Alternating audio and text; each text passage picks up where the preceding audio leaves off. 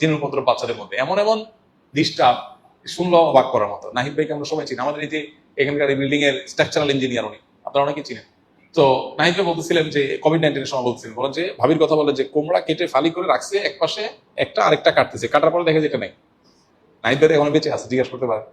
আমাদের এই বিল্ডিং এর স্ট্রাকচার ইঞ্জিনিয়ার এখানে আসেন প্রায়, উনি বুয়েট পড়ো ইঞ্জিনিয়ার, ওনার ওয়াইফ ভাবিও বুয়েট পড়ো ইঞ্জিনিয়ার। তার ঘরে এই ঘটনা, যে ডিম রাখা আছে ফ্রিজে, হঠাৎ করে দেখি ঘরের মাঝখানে মেঝের মধ্যে ঠাপ করে পড়ছে। ওনার বাসা আমি গেছি একবার, বাসার ওই যে বারান্দার ওখানে ফুলের টবে ফুল গাছে ফুল ধরে আছে, বলে যে ফুল ছিঁড়ে নিচে ফেলা দিছে, বাচ্চারা দিছি মায়ের, ফুল ছিঁড়ছস কেন? পরে দেখি পরের দিনে একই অবস্থা, বাচ্চাও তার কাছেও যায় না। আচ্ছা, এরপর আমি ওনাকে একজন রাকির কথা বললাম, ভাই রাকি, উনি বলছেন না রাকির থেকে আমি হেল্প নেবো কেন, আমি কোরআন পড়তে জানি। আমি রাকিরে ডাকে আনছে বাসায়, এনে বলছে ভাই কি কি আয়াত করবেন আমাকে লিস্ট দিয়ে আপনি চলে যান। এরপর উনি নিজে রুকিয়া করছেন, পরিপূর্ণ সুস্থ আলহামদুলিল্লাহ। ভাইরা আমার, এই জন্য যদি কেউ এরকম আক্রান্ত হন নিজে রুকিয়া করবেন। এখন মুশকিল হলো আমরা আজকাল সবকিছু টাকা দিয়ে করতে চাই, ভাই রাকিরে 10,000 টাকা দিয়ে দিই, ভাই তুমি রুকিয়া করে চলে যাও, তো আমার কোরআন পড়ার টাইম নেই।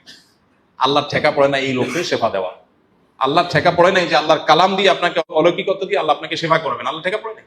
এতটুকু চেষ্টা করতে হবে।